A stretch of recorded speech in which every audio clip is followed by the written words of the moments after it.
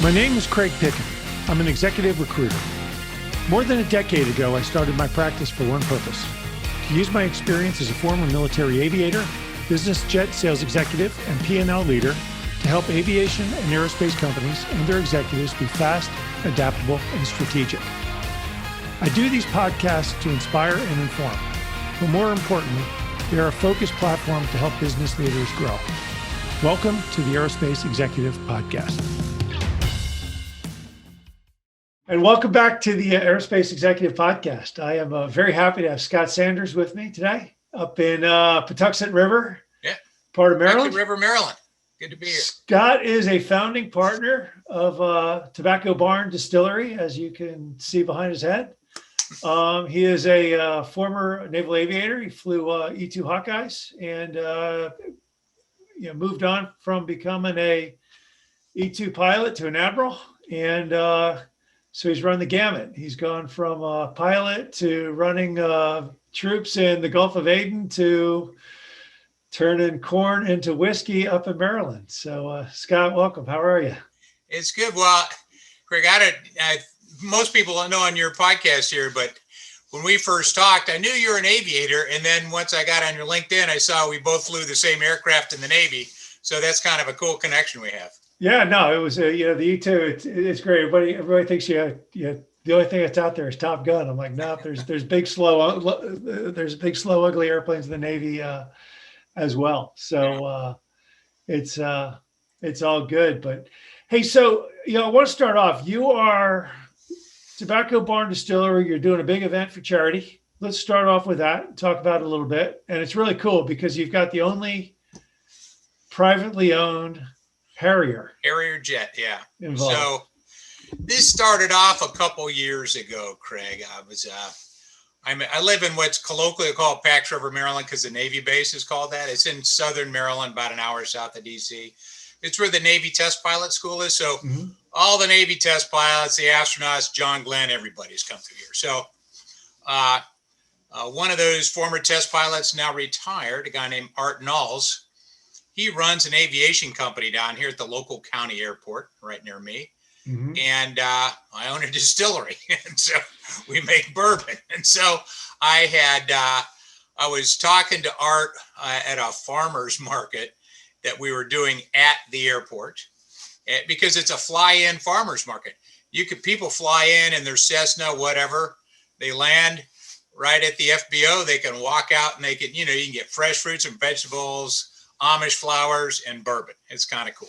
And oysters. Yeah. So anyways, so he knew that we'd done a charity project where we take rum and we age it on the ship, the USS Constellation in Baltimore to keep that ship afloat. And so he said, hey, have you ever thought about flying anything? And I said, well, no, Art, I hadn't. I said, you mean on your jet? He goes, yeah. So one thing led to another, and he gave me two of his drop tanks because the drop tanks for the Harrier, the ones he had, don't have fuel gauges. So they're not very good fuel tanks if you don't know how much is in them. So he said, yeah, just rip them apart. I want them back, but you don't worry about having them being used for fuel tanks again. So be able to fit two 25-gallon wooden barrels of bourbon in each one. And we're going to put them on the Harrier, fly them up to about 15,000 feet or so. And then we're going to get to 700. We're going to call it 700 mile an hour bourbon. It's for a great charity. It's called Semper Fi and America's Fund.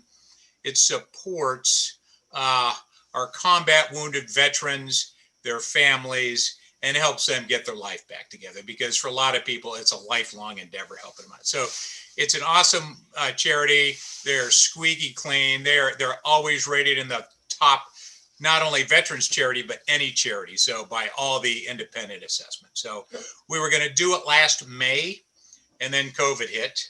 We were planning on this April. I don't think we're there yet. We're in Maryland. So I have to work with the FAA on this and TTB, which is most people call it ATF. So I have to take off and land at the same airport with the bourbon.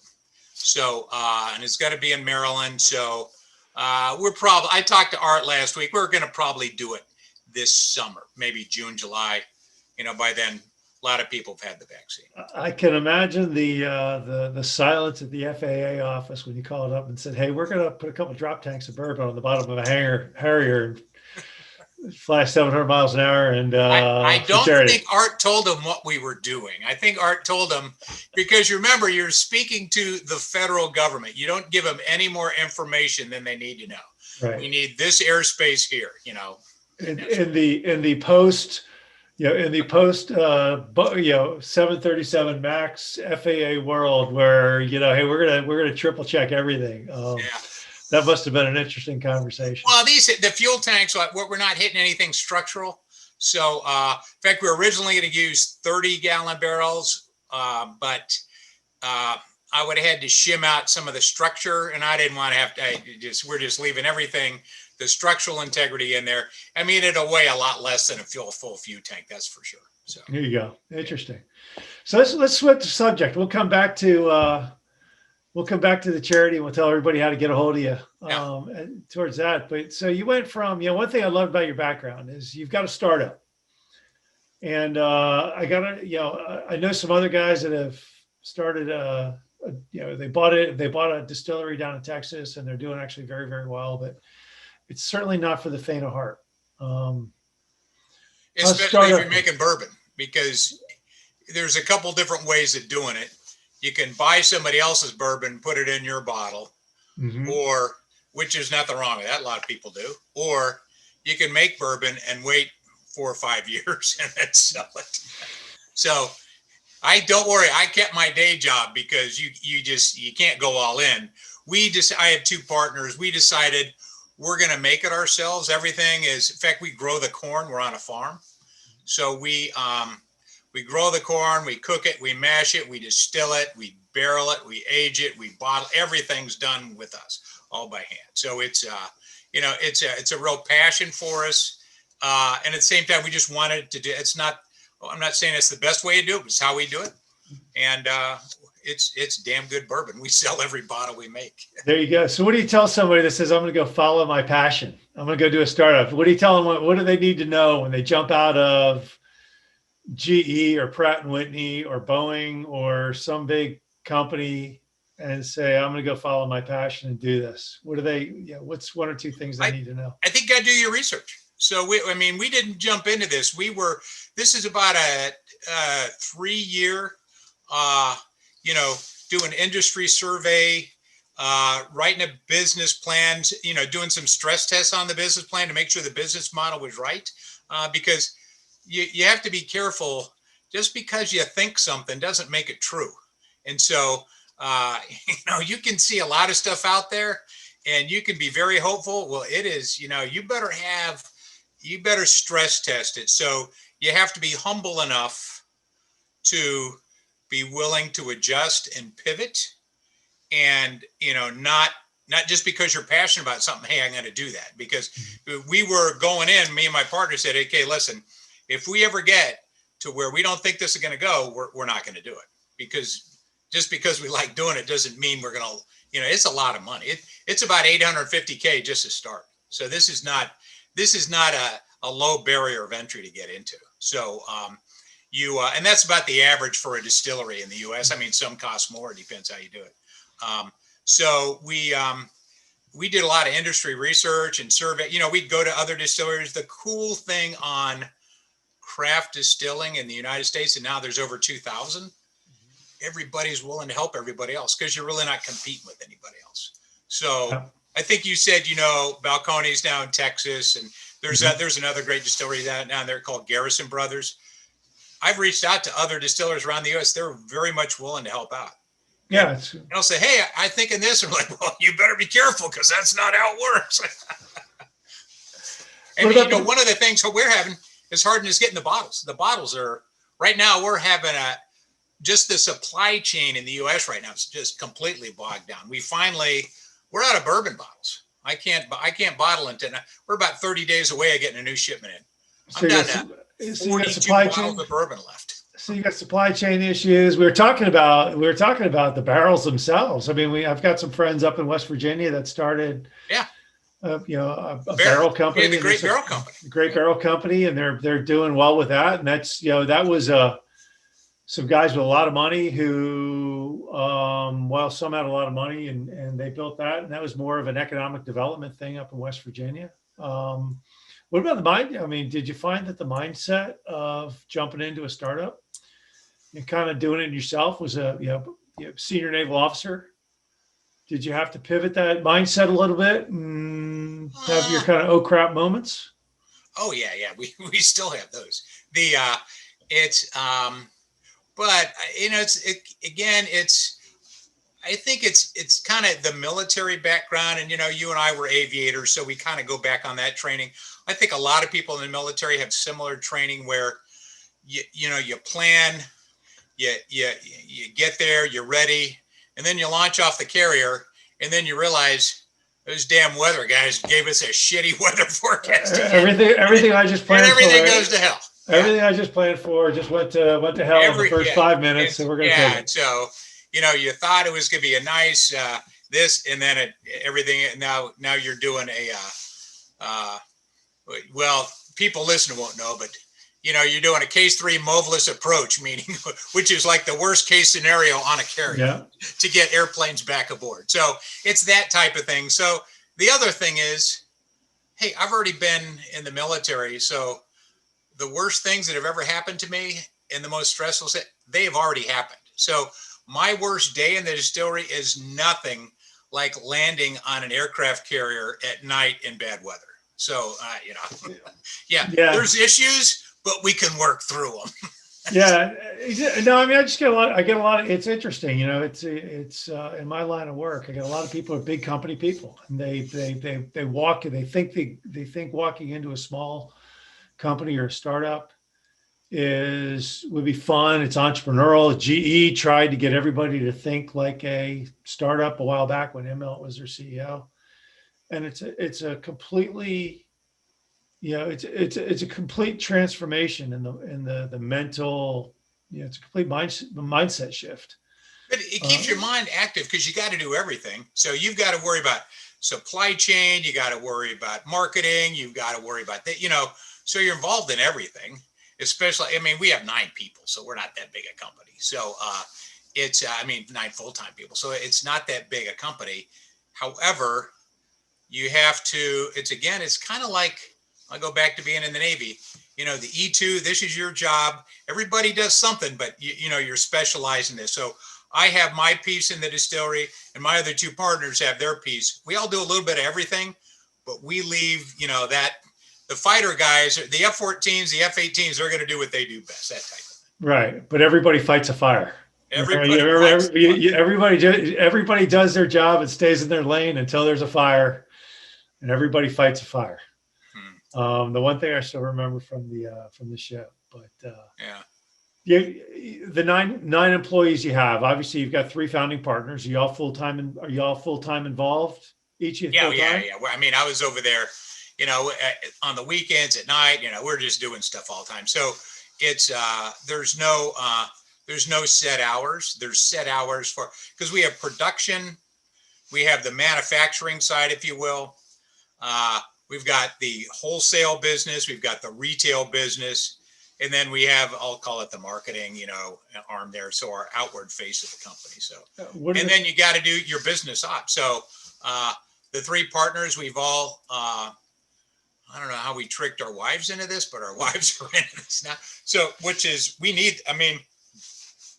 one wife is an expert in paying alcohol taxes to the federal government. And you need one person doing that. I mean, it is not an easy skill to have. I could not do it. Not that I would know anything about it.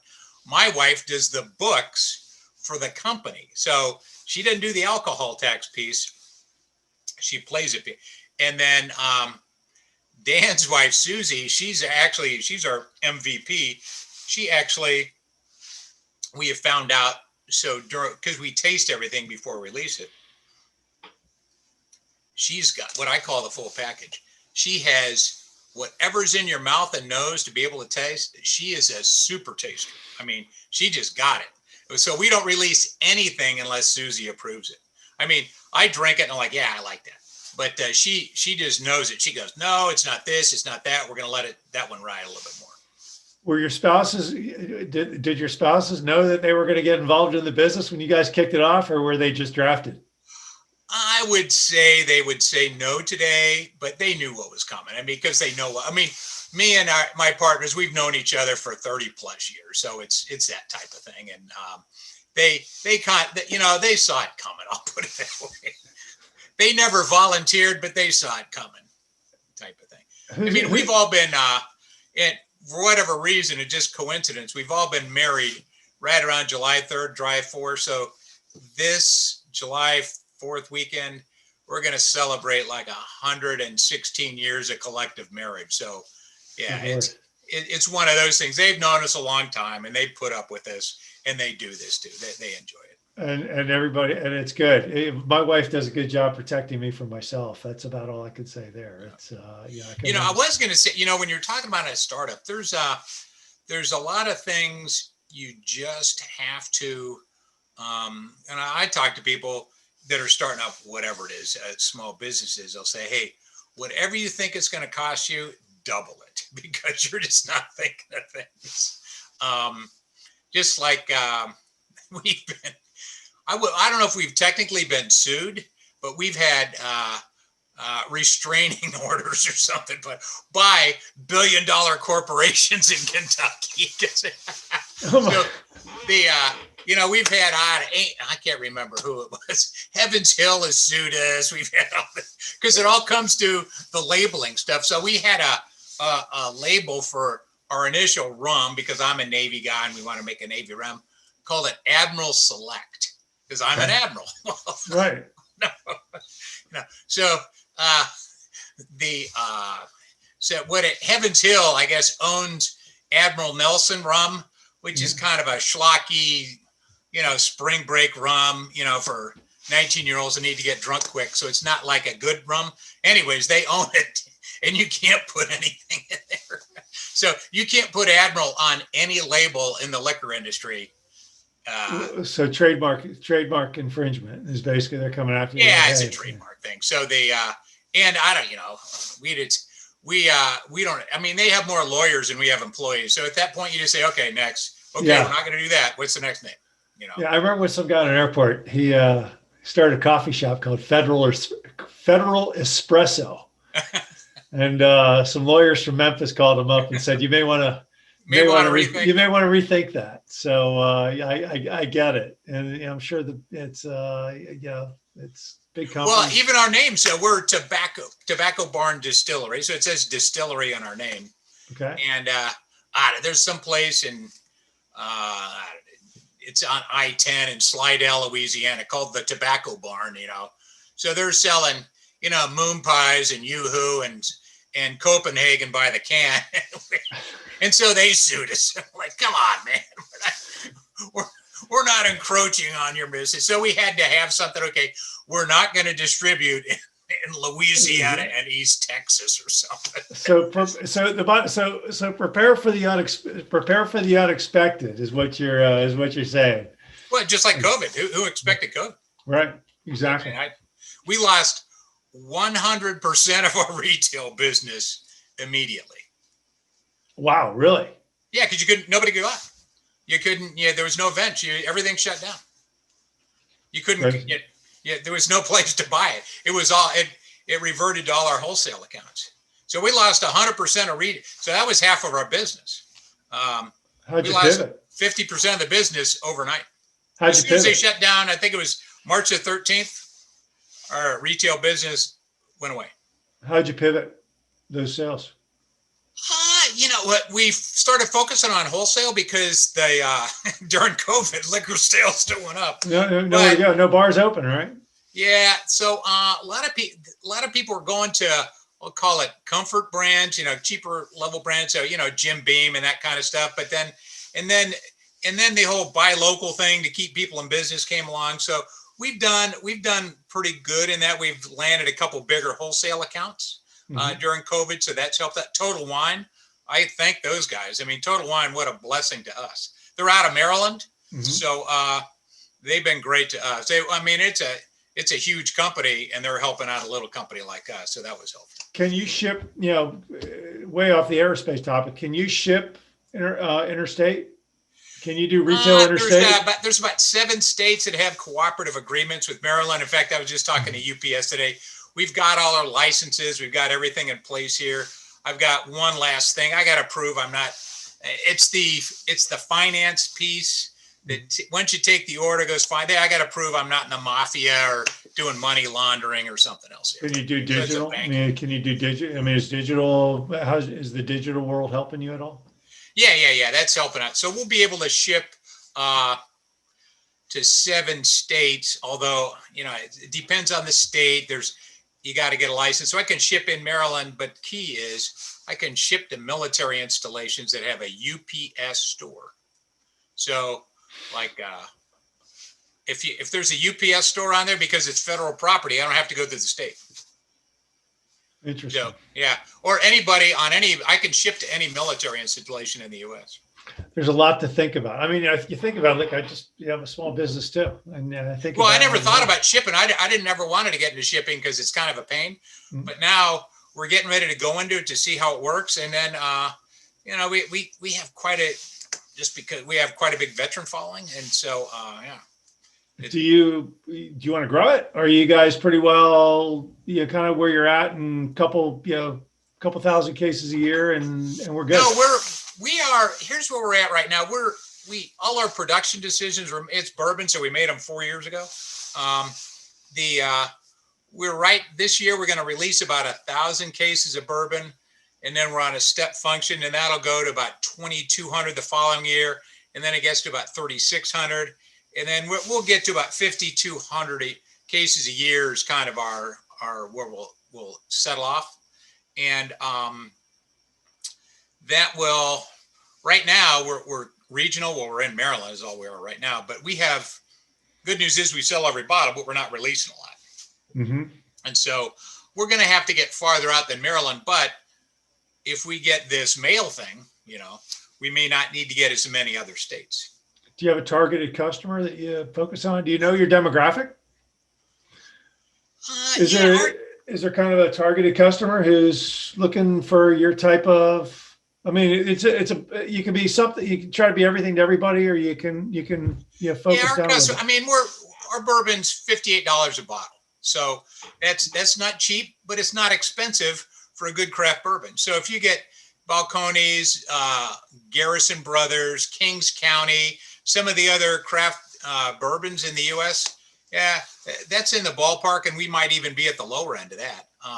So it's the people who that have aren't looking; they're looking for quality instead of quantity, right?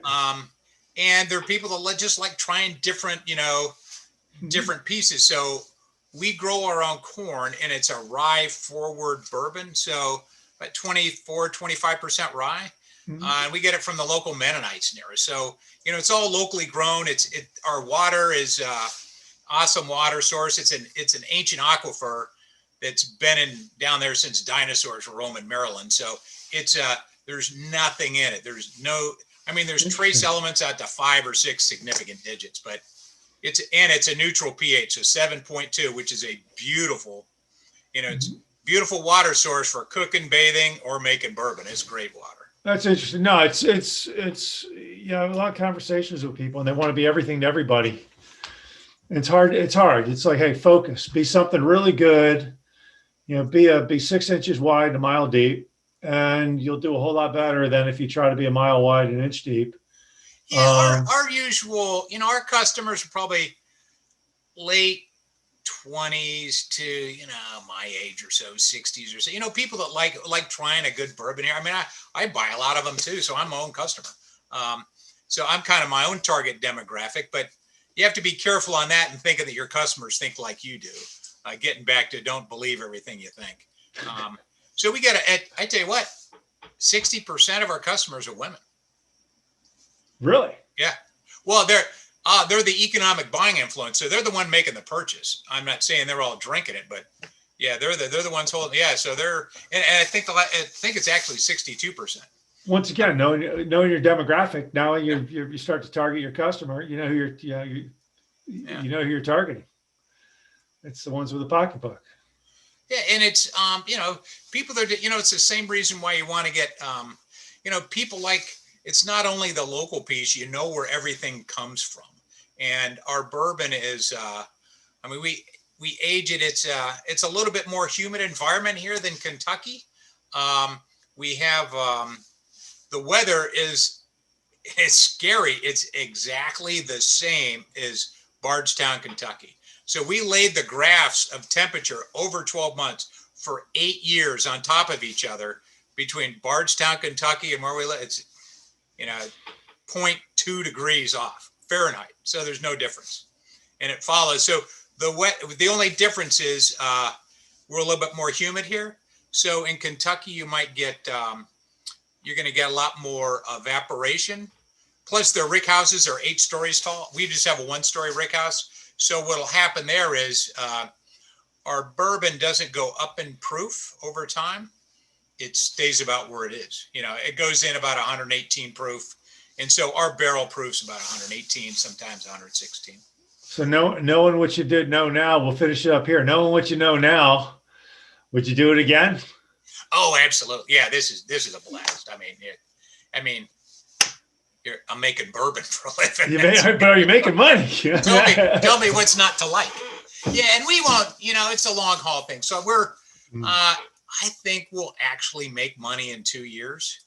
Okay. So, but we're not losing our shorts. We're paying all our bills. COVID was a little scary at first. We've overcome that thanks to some partners like Total Wine and some other things that happened. And then, just pivoting.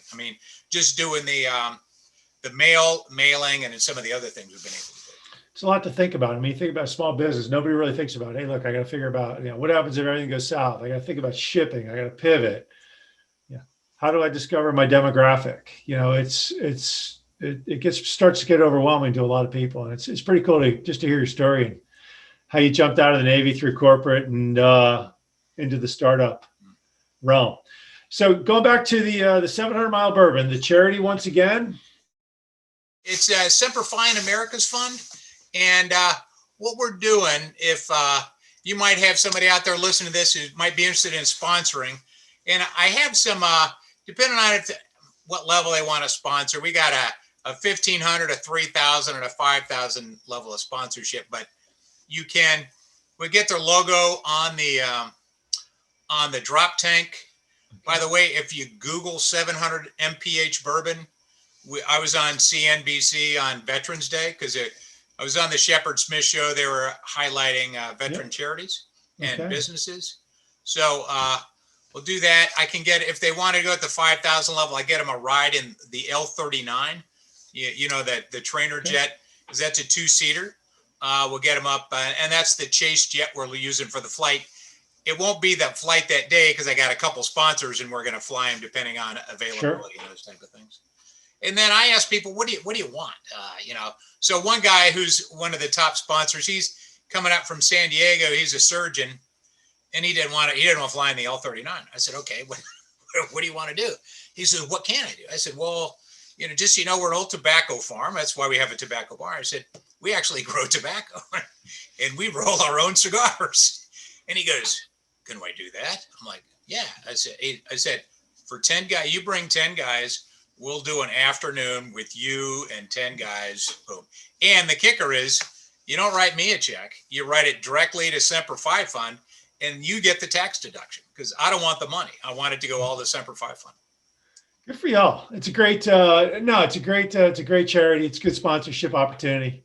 It's a good thing all around. So, hey, how do people get a hold of you? Yeah, they can go to, our website is www.tobaccobarndistillery.com. Okay. And then, or they can email me direct. It's just Scott@tobaccobarndistillery.com. And if they want to learn more about the charity, that's the best way to connect with you. Awesome. Yeah. And you can learn about the charity by going to Semper Fi America's Fund. That tells you all about the charity. And then it has, like on our website, you can either buy a ticket to the event or you can sign up to put your name on a list to see if you get a bottle. Well, we think we're going to get, 400, maybe 500 bottles of bourbon out of this. And I've got a list of about 800 people. However, you got to come to Maryland to pick it up. So that's the first run through is going to be people who can pick it up in Maryland. Gotcha. Awesome. No, it's great. It's a great event for a great cause. It's something unique. So, thank you I wish you a lot of success with that.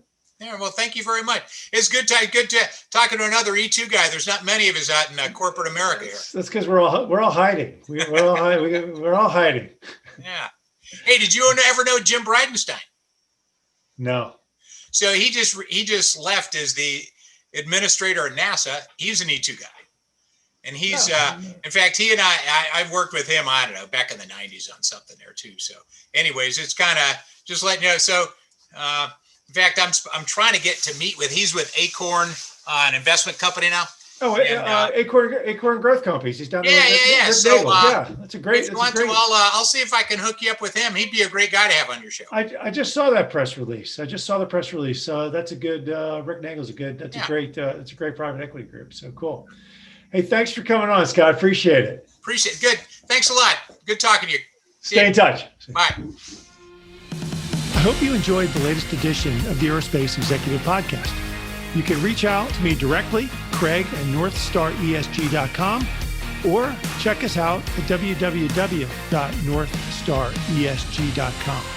You can subscribe to this podcast on iTunes, Stitcher, Podbean, or on YouTube. Just do a search for Aerospace Executive Podcast. Thanks again. I'm Craig Piven.